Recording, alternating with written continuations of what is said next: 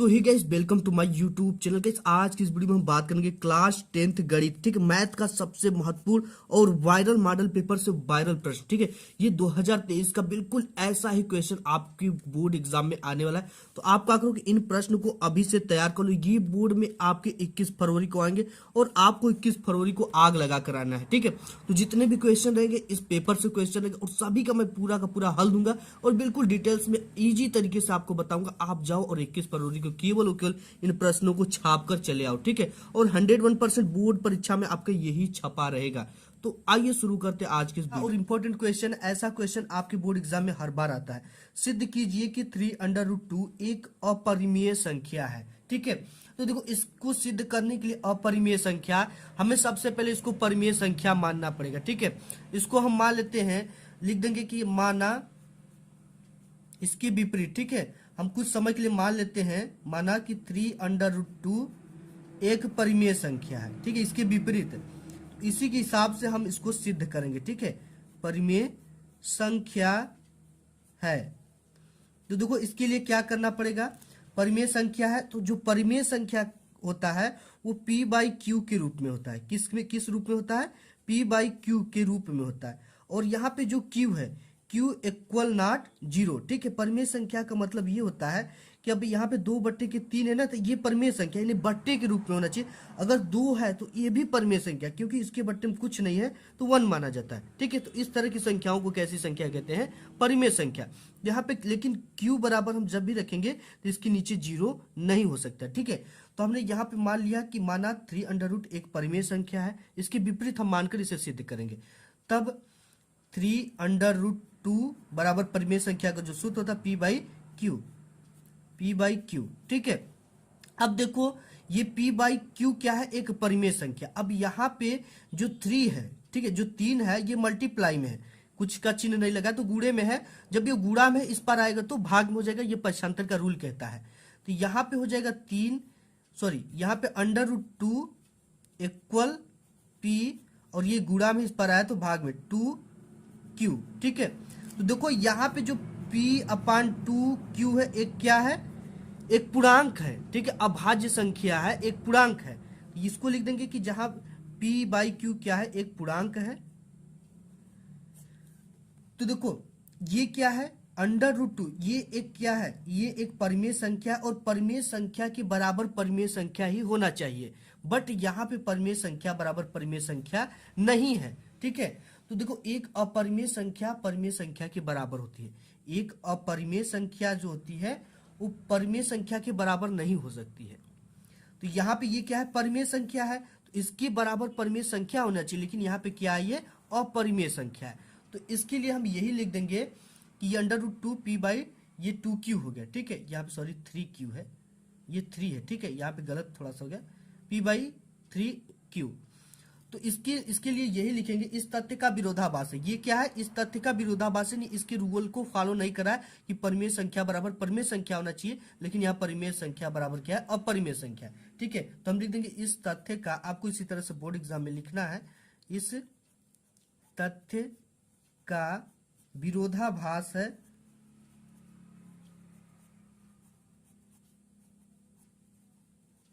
ठीक है, इस तथ्य का विरोधाभास है। अतः जो 3√2 क्या है? एक अपरिमेय संख्या। लिख देंगे यहाँ पे 3√2 एक अपरिमेय संख्या है।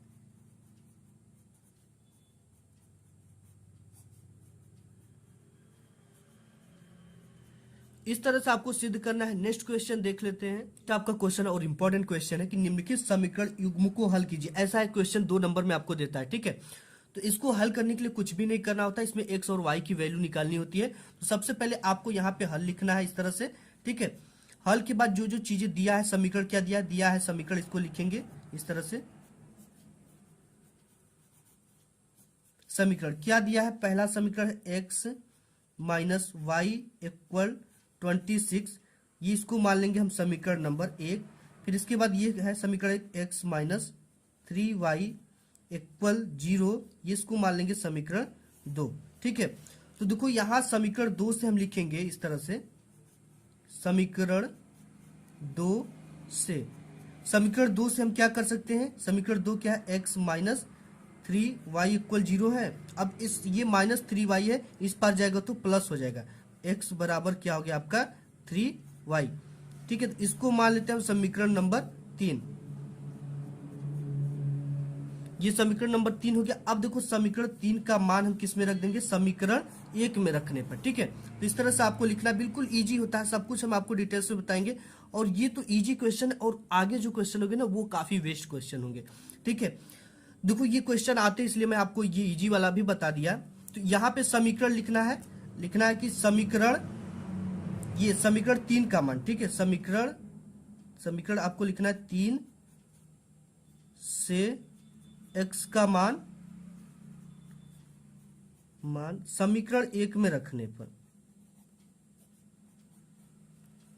ठीक है, तो समीकरण 3 में x का मान क्या है 3y, और समीकरण 1 आपका क्या है x माइनस 3y इक्वल 26। तो यहाँ पे लिख देंगे समीकरण 1 x माइनस 3y इक्वल 26। ठीक है, तो यहाँ पे देखो x की वैल्यू क्या हमें रखना है, समीकरण 3 से मिला 3y, तो यहाँ पे हम x की जगह पे क्या रख देंगे 3y रख देंगे। ठीक है, तो यहाँ पे ये समीकरण नंबर 1 आपका x माइनस वाई इक्वल 26 है। ठीक है, 3 नहीं है, यहाँ पे 3 नहीं है, तो यहाँ पे हमें x की जगह पे क्या रखना है, ये 3y मिल गया। यहाँ पे रख देंगे 3y माइनस वाई इक्वल 26। अब देखो 3y में से एक y जाएगा तो ये कितना y बचेगा 2y। ठीक है, ये 2y इक्वल हो जाएगा आपका 26, और यहाँ पे आपका ये 2 मल्टीप्लाई में इस पर जाएगा तो डिवाइड में यानी भाग में हो जाएगा, तो y बराबर आपका हो जाएगा 26/2। ये कट जाएगा आपका 13 बार में। ठीक है, आपको बोर्ड एग्जाम में काटना नहीं, इस तरह से 13 लिख देना है। तो y की वैल्यू कितना निकल गई हमारी 13। अब देखो y की ये वैल्यू को हम समीकरण नंबर 2 में रखने पर, ठीक है, लिख देंगे कि y का मान समीकरण नंबर 2 में रखने पर। ठीक है, 2 में रख देंगे तो x की वैल्यू निकल जाएगी रखने पर।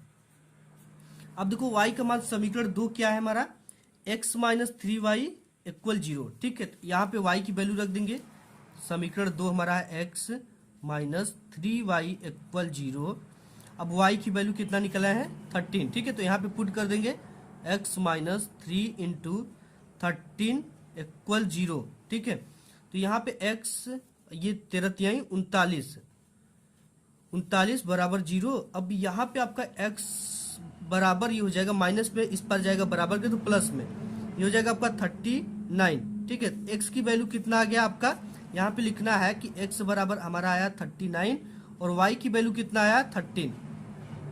ये x और y की वैल्यू आपको फाइंड करना होता है, इस तरह से समीकरण युग्म को हल करने के लिए दे देगा। ठीक है, ये आता है क्वेश्चन आपके बोर्ड एग्जाम में। नेक्स्ट क्वेश्चन देख लेते हैं। नेक्स्ट क्वेश्चन है कि p के किन मानों के लिए निम्न समीकरणों के युग्म का एक अद्वितीय हल होगा।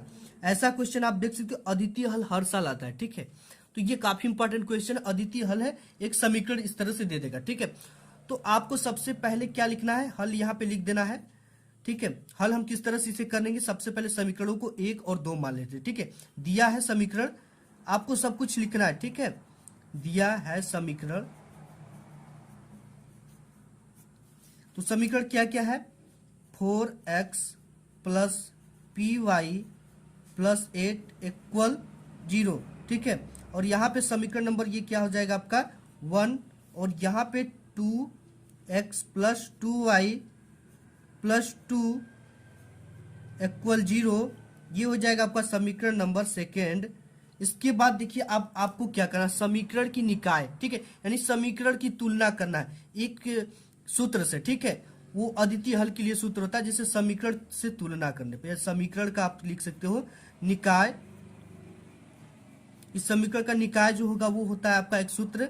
ठीक है, ये सूत्र आप इंपॉर्टेंट है, याद रखो a1x plus b1y equal c1। ठीक है, और ये दो ठो है तो a2 वाला भी एक लग जाएगा, a2x plus b2y equal c2। ठीक है, अब देखो इस समीकरण से तुलना करने पर यहाँ पे सबकी वैल्यू निकल जाती है। a1 की वैल्यू क्या निकल गई 4।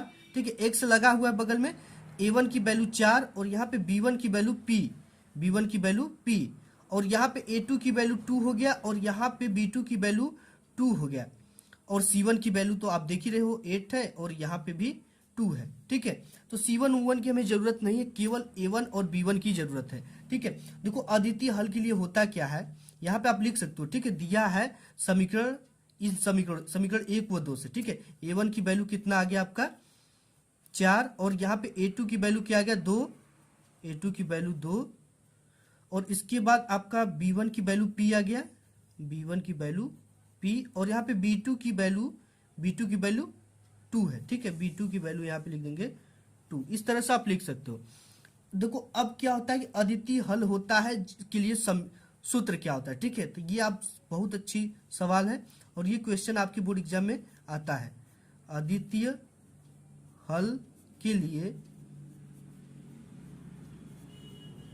अद्वितीय हल के लिए जो फार्मूला होता है वो होता है, इसी सूत्र से फार्मूला बनता है, A1/A2 इक्वल नॉट B1/B2। ठीक है, ये इसका फार्मूला होता है। अब देखो ये बिल्कुल इजी क्वेश्चन है, और इसको आप तैयार कर लो। ठीक है, A1 की वैल्यू क्या है, A1 की वैल्यू 4 दिया है। ठीक है, A1 की वैल्यू क्या निकाले समीकरण से 4 बट्टे में A2 की वैल्यू क्या निकाले 2 इक्वल नॉट या डज नॉट, इसको आप बोल सकते हो। अब B1 की वैल्यू P दिया है तो P हम रख देंगे यहाँ पे, और यहाँ पे B2 की वैल्यू क्या है हमारा 2 है, तो 2 हमने पुट कर दिया। अब पुट करने के बाद आपको इस तरह का एरो जरूर लगाना है, और यहाँ 2 दूना के 4। ठीक है, आपको काटना नहीं बोर्ड एग्जाम में, तो ये हो जाएगा आपका 2/1। ठीक है, ये 2 एकम 2, और ये 2 दूना के 4। ठीक है, ये 2/1 इक्वल नॉट P/2। ठीक है, तो अब हम क्या करेंगे, 2 का मल्टीप्लाई इधर कर देंगे, ये आपका हो जाएगा 2 दूना के 4। ठीक है, इक्वल नॉट, इसका मल्टीप्लाई इधर कर देंगे तो P, तो आपका P इक्वल क्या आ जाएगा, इक्वल नॉट 4। ये इसका अद्वितीय हल है। क्या है इसका, P बराबर 4 इसका जो है यह एक अद्वितीय हल है। आपको इस तरह से लिख देना है, यह एक अद्वितीय हल है। क्या है, अद्वितीय हल है। तो इस तरह से आपको अद्वितीय हल वाला क्वेश्चन आते हैं, तो इसी तरह से सेम आपको सॉल्व करना है। ठीक है, जैसे हमने सॉल्व किया, और इजी प्रोसेस यार, कोई टफ नहीं है। ठीक है, इस तरह से सॉल्व करना। नेक्स्ट क्वेश्चन देख ले। नेक्स्ट क्वेश्चन आपका गाइस है कि निम्नलिखित समीकरणों के युग्मों की रैखिक समीकरणों के युग्म में बदलकर हल कीजिए। ठीक है, आप पेपर उठाकर देख लेना, ऐसे क्वेश्चन आते हैं आपके बोर्ड एग्जाम में कि निम्नलिखित समीकरणों के युग्मों को रैखिक समीकरणों के युग्मों में बदलकर हल कीजिए।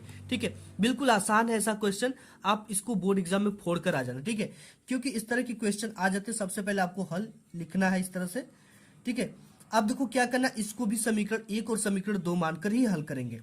तो यहाँ पे हो गया आपका समीकरण 1 दिया है समीकरण। ठीक है, 5/x-1 plus 1/y-2 equal to, ये समीकरण नंबर 1 हो गया।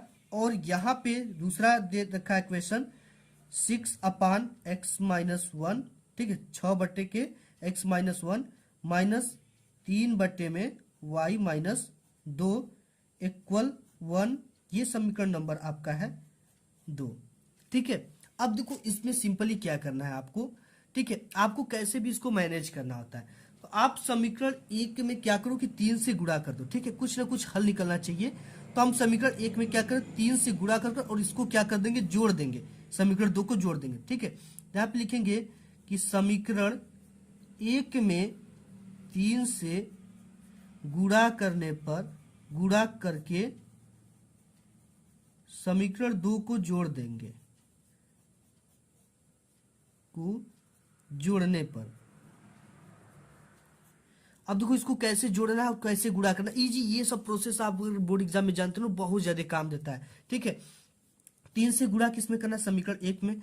समीकरण 1 आपका क्या है, 5/x-1, इसमें क्या कर देंगे, 3 से गुणा कर देंगे। ठीक है, यहाँ पे 3 से गुणा कर दिया, प्लस 1/y-2। ठीक है, ये समीकरण, इसमें भी क्या करेंगे, सभी पक्षों में 3 से गुणा करेंगे, इक्वल टू दे रखा बराबर 2, गुणित इसमें भी 3 से गुणा कर देंगे। गुणा करने के बाद तब समीकरण 2 को इसी में जोड़ देंगे। ठीक है, कैसे जोड़ना वो देख लेते हैं। तो यहाँ पे आपका हो जाएगा 5 की 15, 3 से मल्टीप्लाई करेंगे, और ये आपका है x-1, फिर यहाँ पे प्लस का चिन्ह लगाएंगे, फिर ये 3 का 1 में होगा तो 3 हो जाएगा, और यहाँ पे y-2। ठीक है, बराबर ये 2 की हो जाएगा आपका 6 हो गया। अब देखो समीकरण 2 को कैसे जोड़ना है। समीकरण 2 आपका ये है। ठीक है, ये क्या समीकरण 2 है, इसको हम क्या करेंगे, समीकरण इसमें जोड़ देंगे। ठीक है, इस वाले में जोड़ देंगे तो इसको कैसे जोड़ना है। अब देखो 6/x-1 है, इसी में हमको जोड़ना है। तो देखो कैसे जोड़ेंगे, सबसे पहले 15/x-1 प्लस किसको जोड़ना है, इसको जोड़ना है सबसे पहले 6/x-1। बिल्कुल इजी ये प्रोसेस है। प्लस का सिंबल है, प्लस लगा देंगे, फिर ये है इसको लिख देंगे 3/y-2। ठीक है, ये चीजों के अब प्लस किसको जोड़ना है, इसको जोड़ना है। ठीक है, ये माइनस में है तो इसको हम क्या करेंगे कि माइनस में लिखेंगे। ठीक है, जोड़ रहे हैं तो पहले जोड़ का निशान लगाकर और अंदर इसको ब्रैकेट में जोड़ देंगे 3y-2। अब यहाँ पे 6 है और इसका बराबर c1 की वैल्यू क्या है, 1 है। तो यहाँ पर भी जोड़ देंगे इन दोनों को भी 6 + 1। इस तरह से समीकरण को जोड़ना है। इसके बाद आपको क्या करना है, ये देखो इन दोनों का हर समान है। ठीक है, जब भी हर समान होता है तो एक ठो लिखते हैं और ऊपर के दोनों को जोड़ देते हैं। जैसे यहाँ पे देख लीजिए, ये आपका समय बच जाता है। ठीक है, ऊपर वाला जुड़ जाएगा, जिस भी चिन्ह में वो हो जाएगा। अगर माइनस में रहेगा तो माइनस में हो जाएगा, प्लस में तो प्लस में हो जाएगा। जैसे यहाँ पे 15 और ये प्लस का चिन्ह है तो +6, और इस दोनों में है ना तो एक ही ठो लिखेंगे। जब हर समान होता है तो ऊपर का केवल जोड़ देते हैं और एक ही ठो हर लिखते हैं। ठीक है, इस तरह से सॉल्व करना आपको। प्लस, अब यहाँ पे देखो ये प्लस है और ये माइनस, प्लस माइनस का जब मल्टीप्लाई करते हो तो माइनस आता है। तो 3y-2 और ये प्लस माइनस मिलकर -3/y-2 इक्वल, और 6 1 7। ठीक है, तो देखो यहाँ पे होगा क्या कि ये पूरा का पूरा इससे कट रहा है। ये पूरा का पूरा ये प्लस में है और ये माइनस में है। ठीक है, पूरा का पूरा कट गया। इसके बाद इक्वल आपको लिखना है, 15 और 6 को जोड़ोगे तो आप 21 यानी 21 आएगा, और x-1 इक्वल कितना आ जाएगा, 7 आ जाएगा। ठीक है, तो देखो अब क्या करना है कि इसके बट्टे मान लो 1। ठीक है, 1 का 21 में मल्टीप्लाई करोगे तो 21, और इसका इसमें करोगे तो ये आपका हो जाएगा 7x। इस तरह से आप लिख सकते हो 7x-1। ठीक है, तो यहाँ पे आपको करना क्या है, 21 इक्वल 7x हो जाएगा और यहाँ पे -7। ठीक है, अब क्या करेंगे, -7 को इस तरह से आप भी सॉल्व कर सकते हो और इसको डायरेक्टली इस तरह से भी कर सकते हो। ठीक है, जैसे यहाँ पे 7 है तो ये 7 मल्टीप्लाई में इस पर आएगा तो किस में हो जाएगा, भाग में हो जाएगा। ठीक है, तो बट्टे के 7 इस तरह से ला सकते हो, और यहाँ पे बचा क्या, x-1। ठीक है, तो ये हो जाएगा 7 3 की 21। तो यहाँ से आपका हो जाएगा टोटल x-1 बराबर, यहाँ पे क्या हो गया, 7 3 3 बच गया। ठीक है, और x बराबर आपका ये जो है माइनस में इस पर जाएगा तो प्लस में हो जाएगा 3, और ये माइनस में तो इस पर जाएगा तो 1, इक्वल हो जाएगा आपका 4। x की वैल्यू जो आ गई हमारी 4 आ गई। ठीक है, अब इस x की वैल्यू को हम किस में रखेंगे, समीकरण 1 में रख देंगे तो हमारा y की भी वैल्यू निकल जाए। x की वैल्यू 4 आई है, 4 अब लिखेंगे हम x बराबर, x की वैल्यू जो आई है x बराबर 4 समीकरण 1 में रखने पर। ठीक है, अब देखो समीकरण 1 में रखेंगे तो क्या निकल कर आएगा, समीकरण 1 ये मेरा ये है। ठीक है, x बराबर इसमें क्या रखना है, 4। समीकरण 1 को फटाफट हम लिख लेंगे, 5/x-1 प्लस 1/y-2 इक्वल 2। ठीक है, अब देखो x बराबर क्या रखना है, हमें 4 रखना है। यहां से हो जाएगा आपका 5, और यहाँ पे x की जगह पे क्या रख देंगे, 4 -1 प्लस 1/y-2 इक्वल 2। ठीक है, इक्वल 2 है तो 2 लिख दिया। अब यहाँ पे होगा क्या आपका कि ये 5 है और यहाँ से 4 में से 1 जाएगा, 3 बचता है, प्लस 1/y-2 बराबर 2। अब देखो क्या करना है आपको, सिंपली प्रोसेस है। ठीक है, क्यों प्रोसेस है, आपको समझना है इसी चीज को। ये पूरा 5/3 प्लस में इस पार जाएगा बराबर के तो माइनस में हो जाएगा, यही पक्षांतर का रूल कहता है। ये हो जाएगा आपका 1/y-2 इक्वल 2, और ये गया इस पर तो -5/3। ठीक है, इस चीज को तो आप समझ रहे हो। इसके बाद है 1/y-2 इक्वल, इसे सॉल्व कर देंगे। इसके बट्टे में कुछ नहीं तो 1 मान लेंगे और 3 का मल्टीप्लाई इधर कर देंगे, ये हो जाएगा 3 दूना के 6, और इसका इसमें करेंगे तो आपका 1 आ जाएगा, अरे सॉरी 5 आ जाएगा ना। 1 का 5 में करेंगे तो 5, और 3 का 1 में करेंगे तो 3। ठीक है, तो यहाँ पे जो आपका प्रोसेस निकल कर आएगा 1/y-2, 6 में से गया, 6 में से 5 गया, 1/3। ठीक है। अब 3 का मल्टीप्लाई इधर करेंगे तो ये आ जाएगा आपका 3, और इसका इस पर करेंगे तो ये हो जाएगा y माइनस 2। अब देखो क्या है, ये माइनस में है, इस पर आएगा तो प्लस में हो जाएगा, तो y बराबर आपका हो जाएगा, ये माइनस में इस पर आया तो 3 + 2, ठीक है। तो y की वैल्यू आपकी क्या आ गई, 5। कितना आ गई, 5। और यहाँ पे x की वैल्यू हमने कितना निकाला था, 4, और y की वैल्यू क्या निकाल लिया, 5। इसी तरह से आपको x और y की सिंपली वैल्यू निकालना है, और इसमें कुछ भी नहीं करना है, ठीक है। सिंपल प्रोसेस है, आप अगर इसको समझ गए हो तो बिल्कुल आसान है, ठीक है।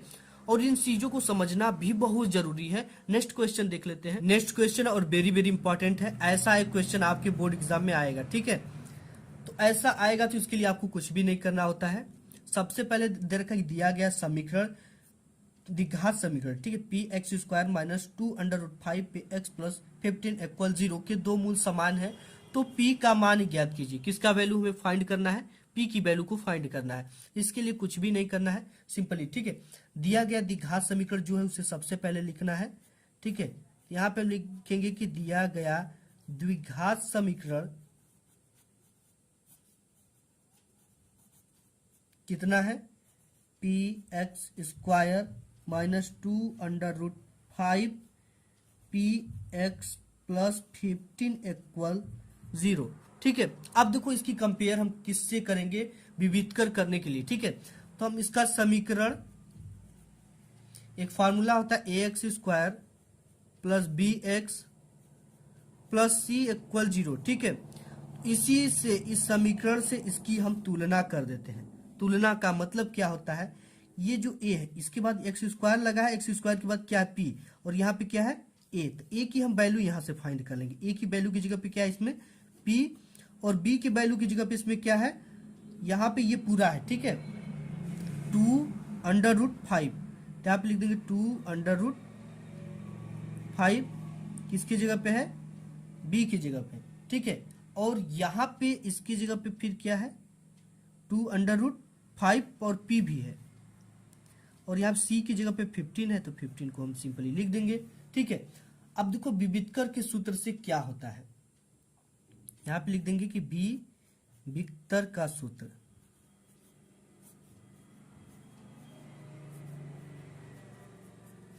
देखो जो मूल समान होता है तो विविधकर का सूत्र लगाया जाता है।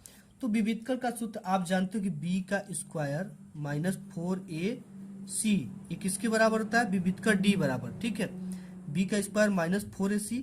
अब देखो b की वैल्यू यहाँ पे दे रखा है, b की वैल्यू यहाँ पे दे रखा है, तो आपको सिंपली इसे फाइंड कर लेना है, ठीक है। अब देखो यहाँ पे b की जो वैल्यू ना, तो इसे हम माइनस में लिखेंगे, किस में लिखेंगे, माइनस में ही लिखेंगे। अब यहाँ पे d बराबर आपका क्या हो जाएगा, b का स्क्वायर, मतलब कि माइनस 2√5, और यहाँ पे p का होल स्क्वायर, माइनस 4 तो है तो 4 लिख देंगे फार्मूला में, और a की वैल्यू क्या है, p इंटू c की वैल्यू क्या है, 15, ठीक है। इतना हमने लिख दिया, तो d बराबर हमारा हो जाएगा। अब देखो इसका हम क्या कर देंगे, वर्ग कर देंगे, ठीक है। तो 2 का वर्ग करेंगे तो ये हो जाएगा 4, माइनस चिन्ह हट जाएगा, √2, 5 का क्या हो जाएगा, केवल 5 हो जाता है, ठीक है। और p का क्या हो जाएगा, p का स्क्वायर हो जाएगा, माइनस ये हो जाएगा आपका 15, 15, 30, 15, 45, 15 चौके 60, ठीक है। यहाँ पे 60 हो जाएगा, और ये p हो जाएगा। अब इसके बाद हमें क्या करना है इसको, अब इसका 4 पंचे की 20, p का स्क्वायर, और इसके बराबर 0 होता है, ठीक है। और यहाँ पर भी आपको 0 लगा देना इस तरह से, तो ये 20 p का स्क्वायर माइनस 60 p हो गया, ठीक है। इसमें से देखो हम क्या कर लेंगे, p को कॉमन ले लेंगे, p को, इसमें दोनों में p है, p कॉमन ले लिया तो यहाँ पे क्या बचा, 20p माइनस 60, ठीक है, ये बचा। अब देखो इसको हम कैसे सॉल्व करेंगे। अब सबसे पहले आप ये जान लो कि अगर इस पार 0 है, ठीक है, इस पार क्या है, 0 है, तो ये किस में है, ये गुणा में, इस पार जाएगा तो भाग में हो जाएगा, यानी इसके बट्टे में हो जाएगा, तो आपका यहाँ से हो जाएगा 20p माइनस 60 बराबर, ये जब इसमें भाग में जाएगा तो ये हो जाएगा आपका 0, तो यहाँ से आपका d इक्वल हो जाएगा ये, ठीक है, 20p, और ये किस में है, माइनस में, इस पार जाएगा तो प्लस में हो जाएगा 60। अब यहाँ से d इक्वल आपका विविध का d इक्वल क्या आ जाएगा, ये 20 है, ठीक है, ये किस में है, गुणा में, इस पार जाएगा तो भाग में, तो p बराबर आपका हो जाएगा 60/20। ठीक है, तो जब 60/20 ये कट कर आ जाएगा आपका 20 त्याई 60। यहाँ पे मैं p की वैल्यू पूछ रखा था, तो p की वैल्यू आपका क्या आ गया 3। इस तरह से मूल समान के लिए आपको सूत्र लगाना है। ठीक है, ये p इसका क्या हो जाएगा, फाइनली इसका लास्ट में आंसर आपको इस तरह से लिखना है ब्लैक पेन से, इसे ब्रैकेट में कर और ये क्वेश्चन आप देख सकते हो कि इस तरह का क्वेश्चन आपके बोर्ड एग्जाम में आता है। ठीक है, पी का मान ज्ञात कीजिए। नेक्स्ट क्वेश्चन देख लेते हैं। नेक्स्ट आपका क्वेश्चन है और बहुत ही इंपॉर्टेंट क्वेश्चन है। ठीक है, दे रखा है कि द्विघात समीकरण 9x² - 6x + 1 = 0 का विविध कर ज्ञात कीजिए। मूलों की प्रकृति ज्ञात कीजिए।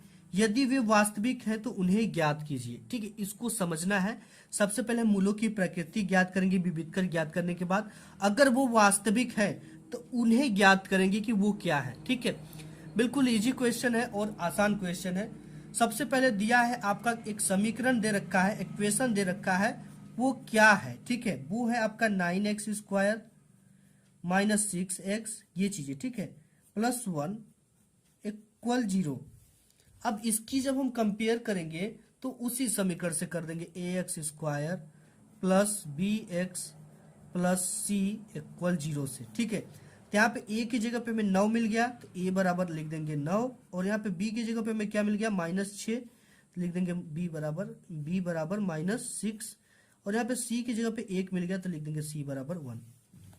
अब देखो, जो विविधकर का फार्मूला होता है d बराबर क्या होता है आपका b² - 4ac।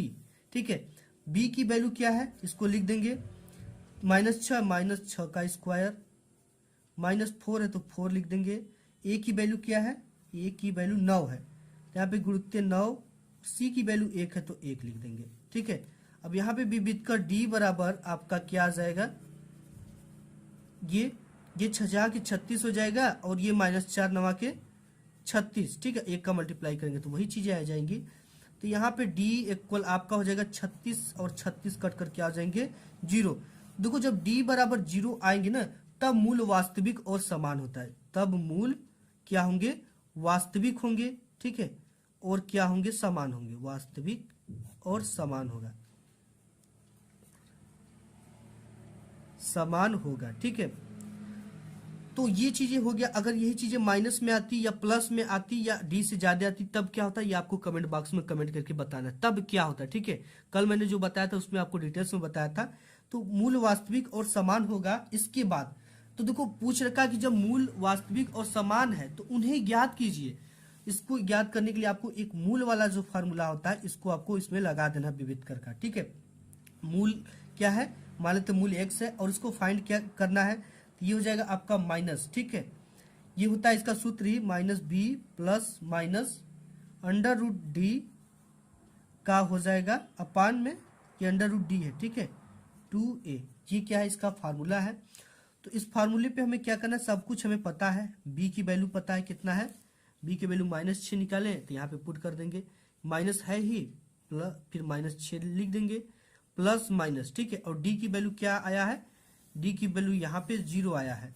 ठीक है, 0 √0 लिख देंगे यहाँ पे, फिर इसके बाद 2 है तो 2 लिख देंगे, गुणित a की वैल्यू क्या है 9 निकाला था यहाँ पे, तो इसे हमें इसमें क्या करना, सिंपली पुट करना है।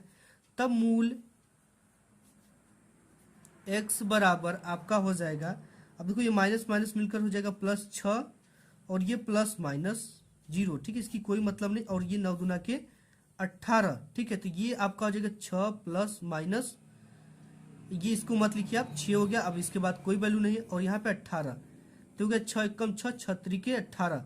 ठीक है, एक मूल आपका हो गया 1/3।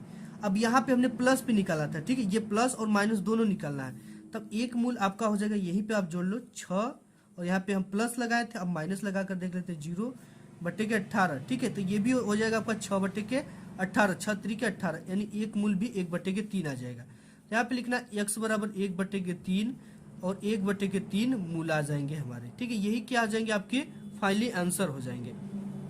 बिल्कुल इजी है। ठीक है, एक बार प्लस में रखकर हमने यहाँ पे 1/3 निकाला, अगेन आपको प्लस में रखा, यहाँ पे 1/3 आ गया, फिर माइनस का सिंबल नीचे है तो माइनस का लिखा तो 1/3 आया। तो 2 मोल आए, 1/3, 1/3, ठीक है। इसी तरह से आपको इस क्वेश्चन को फाइंड करना बिल्कुल इजी है और इस तरह के क्वेश्चन आपके बोर्ड एग्जाम में पूछे जाते हैं। नेक्स्ट क्वेश्चन देख ले, नेक्स्ट क्वेश्चन और वेरी वेरी इंपॉर्टेंट क्वेश्चन, ठीक है। ऐसा क्वेश्चन आपके बोर्ड एग्जाम में आता है और इसको आप जरूर एक बार देख लो, ठीक है। एक नाव की शांत जल में चाल दे रखा 15 किलोमीटर प्रति घंटा है। इसे धारा की विपरीत दिशा में 30 किमी जाने पर तथा फिर धारा की दिशा में पहले वाले स्थान पर लौटने में कुल समय 4 घंटे 30 मिनट का लगता है। धारा की चाल ज्ञात कीजिए। इस क्वेश्चन की केवल भाषा को आप समझ जाओगे, क्वेश्चन बिल्कुल इजी है, ठीक है। अब देखो, सबसे पहले धारा की चाल ज्ञात करना है और क्या क्या दे रखा है, ठीक है। एक नाव की शांत जल में चाल 15 किलोमीटर प्रति घंटा है। तो इसे देखो सॉल्व करेंगे ना तो बिल्कुल इजी तरीके से आपको समझ में आ जाएगा। सबसे पहले धारा की चाल को हम क्या मान लेंगे, एक्स मान लेते हैं, ठीक है। धारा की चाल पूछा है तो हम धारा की चाल एक्स मान लेते हैं, हमें पता ही नहीं अभी निकालना, इसी को फाइंड करना है। माना धारा की चाल एक्स है, आपको इस तरह से लिखना, माना धारा की चाल, यहाँ पे हम लिख देते हैं माना धारा की चाल एक्स है, ठीक है। इसके बाद शांत जल में नाव की चाल कितना है, ये दे रखा है ऊपर। शांत जल में नाव की चाल, शांत जल में नाव की चाल 15 किलोमीटर प्रति घंटा की रफ्तार से जा रही है, 15 km/h, ठीक है। इस तरह से हम लिख दे रहे किलोमीटर प्रति घंटा। अब इसके बाद शांत जल में तो निकल गया, ठीक है। अब हमें क्या निकला, धारा की दिशा में नाव की चाल और धारा की विपरीत दिशा में नाव की चाल, ठीक है। तो यहां पे लिखेंगे कि धारा की दिशा में नाव की चाल,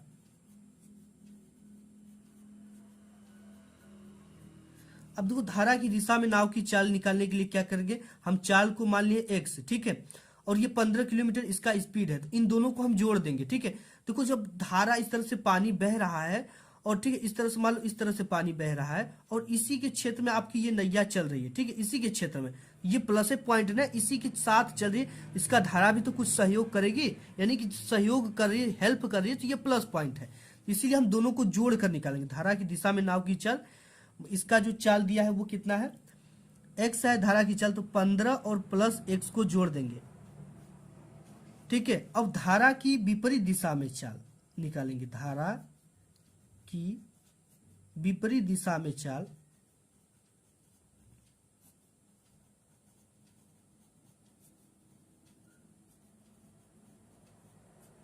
बराबर, अब यहां पे देखो धारा की चाल 15 दिया है, अब विपरीत दिशा मतलब कि क्या, ये जैसे पानी बह रही है, ठीक, इस दिशा में बह रही है पानी, और आपको नाव को किस दिशा में जाना है, आपकी ये जो नाव है इसको इस दिशा में जाना है, यानी इसकी विपरीत जा रही है, ठीक है। आपको इसकी विपरीत भी दम तो लगाना पड़ेगा। अगर नाविक जैसे पानी इधर का बह रहा है, अगर इसको इधर जाना है तो काफी ज्यादा मेहनत करना पड़ता है, तो उसको निकालना पड़ेगा इसकी मेहनत को, ठीक है।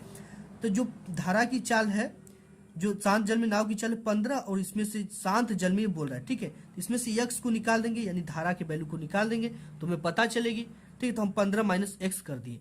अब देखो ये चीजें हमने कर लिया, और ये चीजें करने के बाद अब टोटल दूरी कितनी जा रही है, 30 मिनट का समय लगता है यहाँ पे। फिर धारा की दिशा में पहले वाले स्थान पर लौट 30 किलोमीटर, ठीक है, विपरीत दिशा में 30 किलोमीटर जा रही है। धारा की विपरीत दिशा में जाने में लगा समय, धारा की, यहां पे लिखेंगे धारा की विपरीत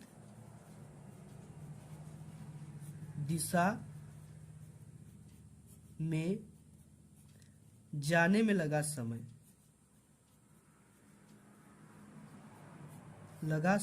ठीक है। अब देखो समय बराबर क्या होता है, समय बराबर फार्मूला होता है दूरी बटे के चाल, दूरी बटे के चाल, ठीक है। सबसे पहले हम विपरीत दिशा में निकालेंगे, तो विपरीत दिशा में क्या हो जाएगा, टोटल दूरी विपरीत दिशा में कितना जा रही है, 30 किलोमीटर, विपरीत दिशा 30 किलोमीटर जाने में, ठीक है। विपरीत दिशा में कितना जा रही है, 30 किलोमीटर। तो यहाँ पे लिख देंगे समय बराबर दूरी बटे के चाल, तो 30 बटे के चाल इसका क्या निकला है, जब विपरीत दिशा में जा रही है तो यहाँ पे निकला है, विपरीत दिशा में जा रही है तो चाल इसका निकला 15 माइनस एक्स, इसको लिख देंगे 15 माइनस एक्स, ठीक है। ये चीजें हमने लिख दिया। ये कितना ले रही, ये चाल समय का मात्रक क्या हो जाएगा आपका, घंटा लगा समय हम निकाल रहे हैं, ठीक है। और फिर ये धारा की विपरीत दिशा में था और धारा के अनुकूल दिशा में, ठीक है, धारा के अनुकूल दिशा में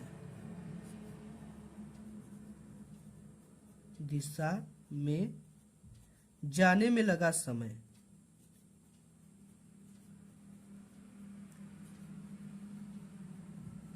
तो यहां पे समय निकालेंगे तो समय बराबर क्या होता है, समय बराबर आपका दूरी बटे चाल होता है, ठीक है। समय बराबर दूरी बटे चाल, इसमें भी दूरी कितना है, 30 किलोमीटर, ठीक है। टोटल जो जा रही है 30 किलोमीटर, इसको भी यहाँ पे क्या कर देंगे, हम रख देंगे, ठीक है। दूरी 30 है और इसकी जब चाल है अनुकूल दिशा में है तो कितना चाल है, यहाँ पे धारा की दिशा में तो 15 + x, तो इसको रख देंगे 15 + x, और समय का मात्रक जो होता है वो घंटा होता है, इतना समय ले रही है, ठीक है। अब देखो ये चीजें हमने निकाल लिया। अब इसके बाद हमें निकालना है कुल समय, ठीक है। तो यहां से हम क्या निकाल देंगे, कुल समय, यानी कि ये दोनों समय में, ठीक है, यानी कि विपरीत दिशा में और धारा की दिशा में टोटल जो समय ले रही है वो कितना समय ले रही है आपका, 4 घंटे 30 मिनट, ठीक है। सबसे पहले इन दोनों को हम जोड़ देंगे कुल समय में आपको। तो कुल समय में इसको सबसे पहले जोड़ना है आपको 30 15 - x, ठीक है, प्लस अब इसको भी जोड़ देंगे 30 15 + x, ठीक है। कुल समय हम निकाल रहे हैं, कुल समय के लिए इसको भी जोड़ेंगे, इसको भी जोड़ेंगे, तभी तो निकलेगा। बराबर कितना समय ले रही है आपका, 4 घंटे 30 मिनट का ले रही है। तो यहाँ पे लिखना 4 घंटे 30 मिनट, ठीक है। इस तरह से हमने लिख दिया। अब देखो इसको किस तरह से फाइंड करना है, ये चीज हमने लिख लिया कुल समय, ठीक है। यहां पे हम बता देता हूं आपको कुल समय,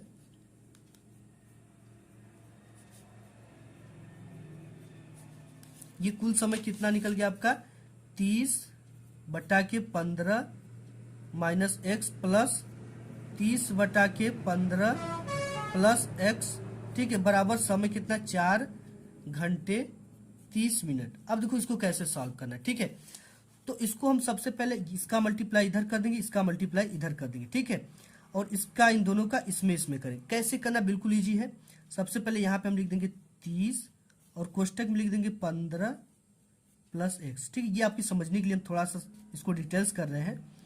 इसके बाद यहाँ पे इसका मल्टीप्लाई इसमें करेंगे तो प्लस, और इसका इसमें कर देंगे, ठीक है, 30 15 - x, ये चीजें होगी। और समय कितना ले रहा है आपको, देखो यहाँ पे थोड़ा सा आपको समझाएंगे। अब इसका मल्टीप्लाई इसमें करेंगे, ठीक है, तो 15 का 15 में करेंगे तो ये हो जाएगा आपका 225 हो जाएगा, 15 15 हम, ठीक है, 15 का करोगे तो 225 ही आएगा। अब देखो यहाँ पे क्या करना है, आप ये जो सूत्र बन गया है एक तरह से, उसी तरह से हम इसको लिख देंगे 60 काट में, ठीक है। जैसे यहाँ पे होता है a का स्क्वायर - b का स्क्वायर बराबर होता है पहले कोष्टक में a + b और दूसरे कोष्टक में a - b, ठीक है। तो ये a + b है, पहले कोष्टक में a + b है, दूसरे में a - b है। तो यहाँ पे क्या कर देंगे, 15 का भी स्क्वायर कर देंगे और x का भी स्क्वायर कर देंगे, -x का स्क्वायर। अब यहाँ पे देखो ये चीजें आप मल्टीप्लाई भी कर सकते हो इन सभी का एक में, ठीक है। अगर ना समझ में आए तो इसको कमेंट जरूर कर देना, मैं डिटेल्स आपको बता दूंगा।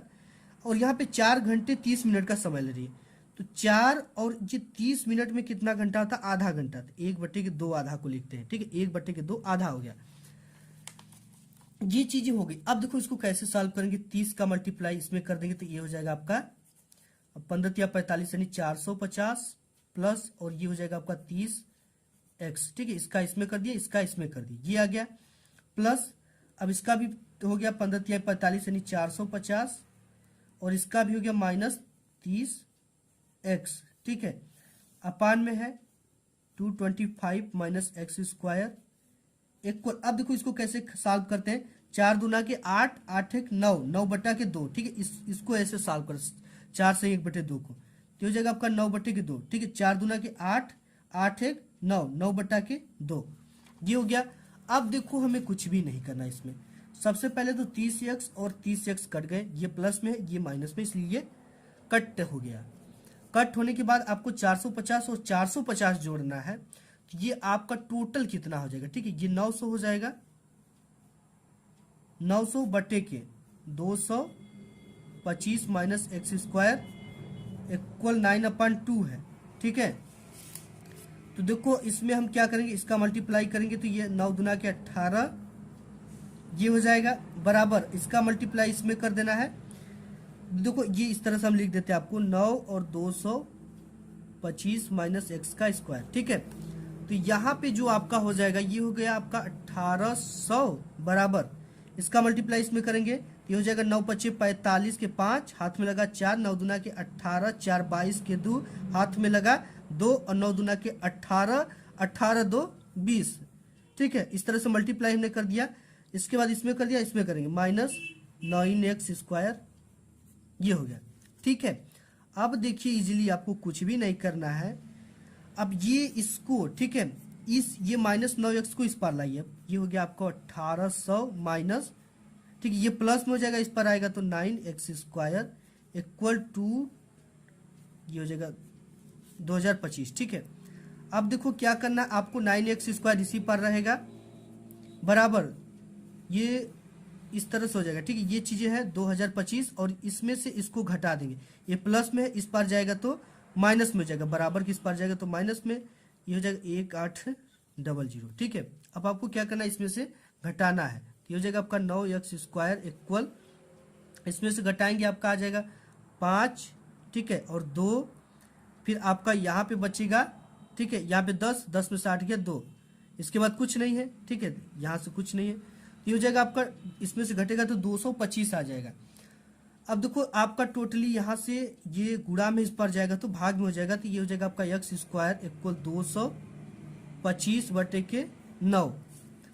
तो यहाँ से आपका हो जाएगा x स्क्वायर है, स्क्वायर अगर हटाएंगे तो यहाँ पे ये क्या हो जाएगा, अंडर रूट में हो जाएगा। ठीक है, तो देखो आप इस तरह से भी कर सकते हो, ये हो गया x इक्वल अंडर रूट 225 बटे के 9। ठीक है, तो यहाँ पे 225 का जब हम वर्ग करेंगे तो केवल 15 आएगा। ठीक है, 15 गुणित 15 बराबर 225, तो इसका हो गया 15 और इसका 9 का वर्ग करते हैं अंडर रूट 9 का, तो ये आता है 3। ठीक है, ये हो जाएगा आपका 3, यहाँ पे x बराबर का हो जाएगा 15 बटे के 3, यानी 3 × 5 = 15। तो x की जो वैल्यू आ गई, x बराबर कितना आ गया 5। ये क्या आया है आपका, यहाँ पे देख सकते हो, ये क्या पूछा है, धारा की चाल। ठीक है, ये क्या पूछा है, धारा की चाल ज्ञात कीजिए। तो धारा की जो चाल होगी वो क्या होगी आपका यक्स। ठीक है, यक्स बराबर 5 किलोमीटर प्रति घंटा, km/h। ठीक है, तो ये आपका आंसर आ जाएगा। इस तरह से इसको आप सवाल को सॉल्व करना, बिल्कुल इजी प्रोसेस है, कुछ भी नहीं करना है, केवल आपको प्रोसेस को फॉलो करना है। ठीक है, इस तरह से आपको पूरा का पूरा इस तरह सवाल लग गया। ये इंपॉर्टेंट सवाल है, ऐसा सवाल आपके बोर्ड एग्जाम में आता है। नेक्स्ट देख लेते गाइस, क्वेश्चन आपका ये है और ये वेरी वेरी इंपॉर्टेंट क्वेश्चन है, एक्स के लिए हल कीजिए। ठीक है, ये क्वेश्चन पूछा गया आपके बोर्ड एग्जाम में। दे रखा है कि 1/x-1 और यहाँ पे x-2 ब्रैकेट में प्लस 1 इन ब्रैकेट x-2 और दूसरे ब्रैकेट में x-3 equal 2/3 x equal not 1 2 3, यानी x बराबर आप 1 2 3 नहीं रख सकते हो। तो सिंपल सवाल है। ठीक है, बिल्कुल सिंपल है, आपको कुछ भी नहीं करना इसमें। ठीक है, तो सबसे पहले आपको क्या करना है, इन दोनों में हर जो है वो सेम है, तो इन दोनों को आपको क्या करना है कि ये दोनों मल्टीप्लाई में नहीं जाते ऊपर। ठीक है, जब हमने हर सेम, जैसे यहाँ पे हो गया 1/4 माइनस 1/, ये 5/4 आप लिख सकते हो। तो इसका जब करते हो ना तो 1 - 5 हो जाएगा और इसको एक ही लिखते हैं, केवल 4। ठीक है, इस तरह से ये दोनों हर है, इसमें इस चीज का ध्यान देना, ये सेम है तो इसको हम ऊपर की ओर मल्टीप्लाई नहीं करेंगे। कैसे करना वो देख लीजिए आप। 1/, हमारे क्या क्या बचा, x-1 x, तो इसका जब देखो इस तरह से कर देंगे, ये चीजें एक है तो इसको नीचे लिख देंगे और यहाँ पे क्या बचा इसके अलावा x-3, तो x-3 का इधर हम क्या कर देंगे, मल्टीप्लाई कर दिए, और इस पर क्या बचा इसको छोड़ेंगे तो x-1 इधर कर दिए प्लस x-1, और नीचे क्या क्या है आपका x प्लस x-1, और एक तो इसको लिखते हैं। ठीक है, जैसे हमने यहाँ पे बताया x-2, फिर है x-3, तो इसको लिख देंगे x-3। ठीक है, बिल्कुल इजी है। जब देखो हर जब दोनों में सेम रहता है ना, इसको केवल एक ठो लिख देते हैं नीचे और इसका ऊपर नीचे मल्टीप्लाई नहीं करते हैं। ठीक है, अगर कर भी दोगे तो उतना ही आंसर आएगा, इसमें दिक्कत नहीं, लेकिन ये थोड़ा सा शार्ट प्रोसेस पड़ता है। और यहाँ पे देखो क्या है आपका, ये है x-3 प्लस x-1 और यहाँ पे है x minus 1, x minus 2, x minus 3 के बराबर 2/3 दिया, इसको भी लिखना है 2/3 बराबर 2/3। ठीक है, अब देखो क्या करना है, यहाँ पे x और x जुड़ जाएगा तो क्या हो जाएगा आपका 2x, और ये -3 और -1 को जोड़ देंगे तो क्या हो जाएगा -4। ठीक है, ये चीजें तो आप समझ रहे हो। इसके बाद नेक्स्ट आपका है ये चीजें लिखना है भी, x minus 1, x minus 2, x minus 3। ठीक है, अब इसमें से हम क्या कॉमन ले सकते हैं, 2 कॉमन ले सकते हैं। 2 कॉमन लिया तो यहाँ पे क्या बचा x। ठीक है, यहाँ पे बचा 2 और नीचे आपका बचे ये 2/3 लिखना है आपको, भूल मत जाइएगा, ये हमने लिख दिया। ठीक है, और यहाँ पे क्या बचा x minus 1, x minus 2, x minus 3। ठीक है, ऐसा क्वेश्चन आता है, x माइनस 2 से x माइनस 2 कट गया। ठीक है, बिल्कुल इजी प्रोसेस है। कटने के बाद यहाँ पे क्या बचा 2, x माइनस 1 और यहाँ पे x माइनस 3 इक्वल 2/3। ठीक है, बिल्कुल ये प्रोसेस आपके बोर्ड एग्जाम में आते हैं। अब यहाँ तक हमने समझ लिया, अब हमें कुछ भी नहीं करना है। 3 का मल्टीप्लाई इधर कर दोगे तो आप ये हो जाएगा 6 बराबर, इसका मल्टीप्लाई इधर करना है तो देखो यहाँ पे क्या करना है, इन दोनों का गुणा कर लेना है। ठीक है, तो आप इस तरह से भी कर सकते 2x माइनस 1, x माइनस 3। ठीक है, अब यहाँ पे आपका है 6 तो 6 बराबर, अब देखो क्या करना, इन दोनों का मल्टीप्लाई हम कर लेते हैं। ठीक है, या आप इसमें से ही कर सकते हो, फिर इसके बाद इसमें से कर दोगे, इसी में से कर लो 2x माइनस 2। ठीक है, एक कोष्टक में हो गया, एक कोष्टक में x माइनस 3। देखिए ये प्रोसेस थोड़ा सा आपका लंबा पड़ेगा। ठीक है, आपको इससे मत करना है, सिंपली ये किस में है, मल्टीप्लाई में, इस पर आएगा तो भाग में हो जाएगा। ठीक है, तो हो जाएगा 6 और ये क्या करना है बट्टे के 2 बराबर आपका क्या बचेगा x माइनस 1 और इसमें बच जाएगा x माइनस 3। ठीक है, वही प्रोसेस है, आप ऐसे भी करते हो तो उतना ही आता, हो जाएगा 2 3 के 6। ठीक है, आपका यहाँ पे क्या बचा x माइनस 1 और यहाँ पे बचा x माइनस 3 इक्वल ये क्या है 3 बराबर 3। अब देखो क्या करना है, यहाँ पे x का मल्टीप्लाई इसमें करना है तो ये हो जाएगा आपका x स्क्वायर, फिर x का -3 में करना है तो -3x, फिर ये दोनों में कर लिए, फिर इसका करना है तो -x, फिर इसका माइनस में करना है तो +3 बराबर 3। ठीक है, अब देखो क्या करना है आपको, ये है आपका x स्क्वायर और ये -3x माइनस x हो जाएगा -4x, और यहाँ पे ये +3 में उस पर जाएगा तो -3 में हो जाएगा बराबर 3 माइनस 3। ठीक है, 3 पहले से कट कर हो जाएगा आपका 0, और यहाँ पे देखो आपका क्या हो जाएगा, ये हो जाएगा आपका x square minus 4x equal 0। ठीक है, यहाँ पे हो जाएगा ये चीजें, ये तो कट गई, यहाँ पे 0 आ गया, ये बचा x स्क्वायर माइनस 4x, यहाँ पे x square minus 4x equal 0। अब इसमें से x हम कॉमन ले लेते हैं, कॉमन लिए तो यहाँ पे क्या बचा x और यहाँ पे बचा 4 इक्वल 0। ठीक है, ये क्या इसमें है, मल्टीप्लाई में इस पर जाएगा तो भाग में हो जाएगा, जब इसमें भाग देंगे तो ये क्या हो जाएगा 0, हो जाएगा x माइनस 4 इक्वल आपका हो जाएगा 0। अब इसके बाद x बराबर ये माइनस में उस पर जाएगा तो प्लस में हो जाएगा। x बराबर आपकी जो वैल्यू निकल कर आ गई वो क्या आ गई, एक बार तो 4 आया। ठीक, एक बार क्या आया, x की वैल्यू यहाँ से अगर इसको हम क्या कर देंगे उस पर ले जाएंगे, x बराबर क्या हो जाएगा आपका 0।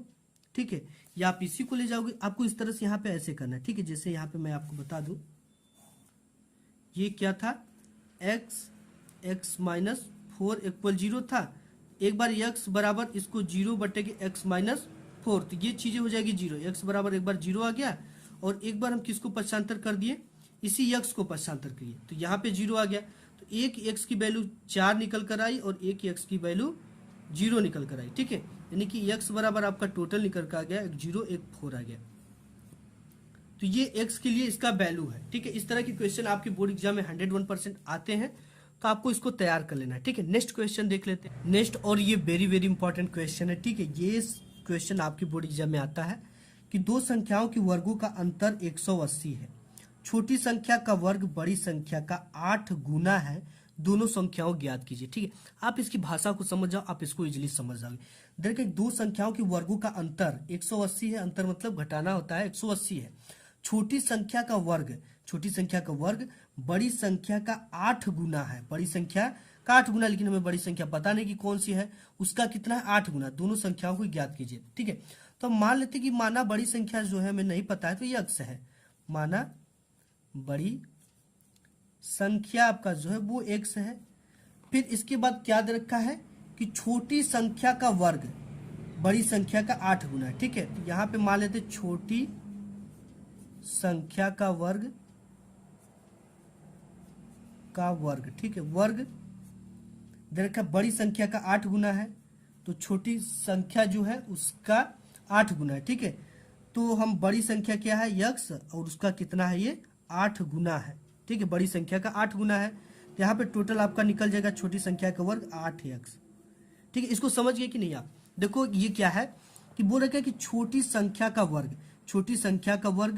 बड़ी संख्या का 8 गुना है, तो बड़ी संख्या x है, तो x का ये इसका वर्ग क्या होगा 8 गुना 8x हो जाएगा, ठीक है। तो अब इसके बाद प्रश्नानुसार हमें हल करना है। प्रश्नानुसार आपका दिया है, ये यहां पे बोल रखा है, ठीक है, दो संख्याओं की वर्गों का अंतर 180 है। तो यहाँ पे अंतर का मतलब हमने बताया आपको कि घटाना होता है, ठीक है। तो दो संख्या क्या क्या है हमारे पास, सबसे पहले हम बड़ी संख्या का वर्ग करेंगे, ठीक है। किसका? बड़ी संख्या का वर्ग, वर्गों का बोल रखा है, तो वर्ग बड़ी संख्या का वर्ग का स्क्वायर माइनस छोटी संख्या का वर्ग, छोटी संख्या का वर्ग, ठीक है। छोटी संख्या का वर्ग का स्क्वायर, इन दोनों के वर्गों का योग कितना है 180, अंतर दोनों की वर्गों का अंतर 180 है, बराबर 180 हम यहाँ पे लिख देते हैं, ठीक है। अब देखो सिंपल हो गया ये, अब आपकी भाषा में हो गया। बड़ी संख्या का वर्ग कितना है x है, बड़ी संख्या कितना है x है, तो यहाँ पे x का क्या हो जाएगा स्क्वायर हो जाएगा, और यहाँ पे माइनस है तो माइनस छोटी संख्या का वर्ग, देखो यहाँ पे आपको ये स्क्वायर लगा हुआ है, ठीक है, लेकिन यहाँ पे छोटी संख्या का वर्ग दे ही रखा है 8x, तो आपको केवल 8x लिखना है।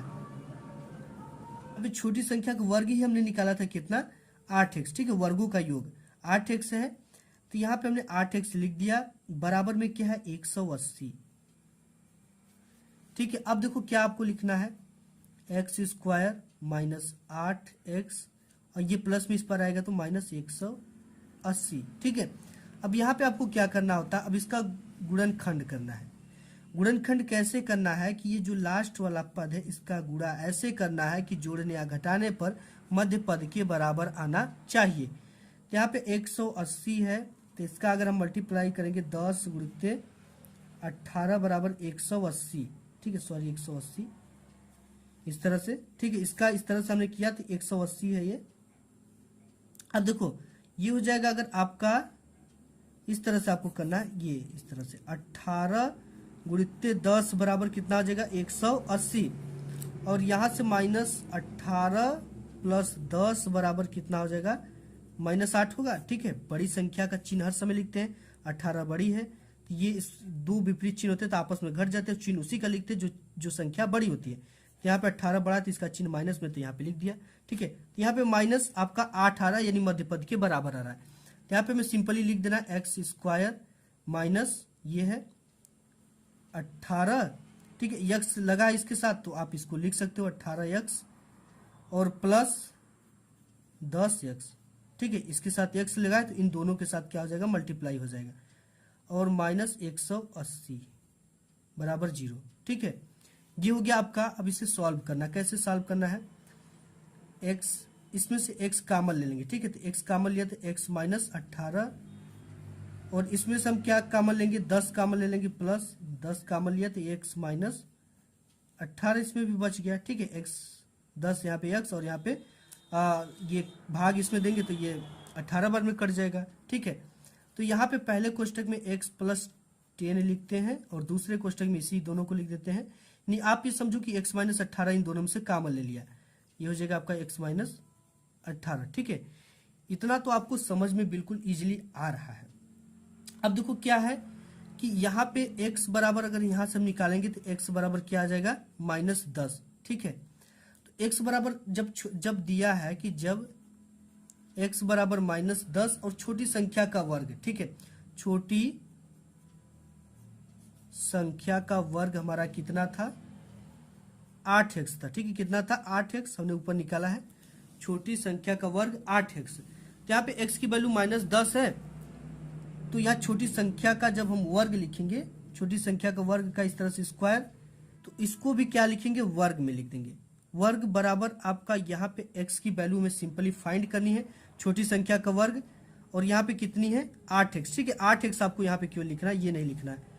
तो यहाँ पे छोटी संख्या का वर्ग, क्या का वर्ग बराबर आपका स्क्वायर में ये है 8x है, तो 8 के x की वैल्यू कितना निकाले यहाँ से? 10 -10, ये हो जाएगा आपका छोटी संख्या का वर्ग, ठीक है। ये इसी तरह से हम लिख देते हैं, बराबर ये हो जाएगा 8 10 में 180, सॉरी 80 हो जाएगा केवल, माइनस, ठीक है। तो ये जब लगा है, इसका वर्ग लगा है, तो वर्ग को हटाएंगे तो ये अंडर रूट में चला जाएगा, ठीक है। जैसे यहाँ पे हमने छोटी संख्या का वर्ग, इस रूट को, ये 2 को हटाएंगे तो ये किस में चला जाएगा? अंडर रूट -80 हो जाएगा, ठीक है, जो कि अमान्य है। इसकी वैल्यू माइनस में नहीं आनी चाहिए, ये क्या है? अमान्य है। अब यहाँ से हम निकालेंगे, यहाँ से वैल्यू रखकर x बराबर x - 18 बराबर 0, तो यहाँ से x की वैल्यू पक्षांतर कर देंगे, आपका ये माइनस पे उस पर जाएगा तो प्लस में, x बराबर आपका 18 हो जाएगा, ठीक है, सिंपली। अब x बराबर 18 रखकर देखेंगे तो यहाँ पे हो जाएगा आपका, यहाँ पे जब x बराबर 18 हो तब छोटी संख्या का वर्ग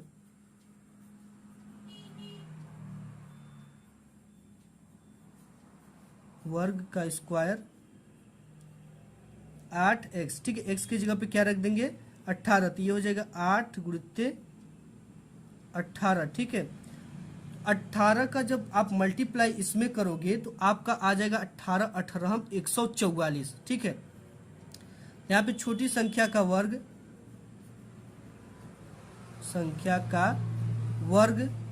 ठीक है, वर्ग के लिए 2 लगाए यहाँ पे तो 2 लगेगा ही, और ये 18 18 144। अब देखो वर्ग को जब हटाएंगे ना, तो छोटी संख्या को जब वर्ग को हटा देंगे तो ये क्या हो जाएगा आपका?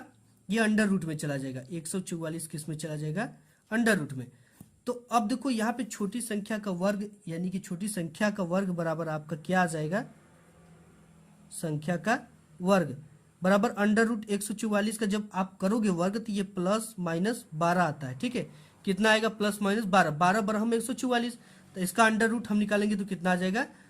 +12, यानी कि आपकी जो छोटी संख्या का वर्ग आएगा वो कितना आएगा? +-12 आएगा, ठीक है। ये आपको ध्यान देना है, थोड़ा सा यहाँ पे जगह की अभाव में ऐसा लिख दिए हैं, छोटी संख्या का वर्ग +-12, इस तरह से इसको आप तैयार कर लो, ठीक है। 101% ये आपके बोर्ड एग्जाम में आता है। तो गाइस आज की इस वीडियो में बस इतना ही, मिलूंगा एक नेक्स्ट वीडियो में, तब तक के लिए धन्यवाद।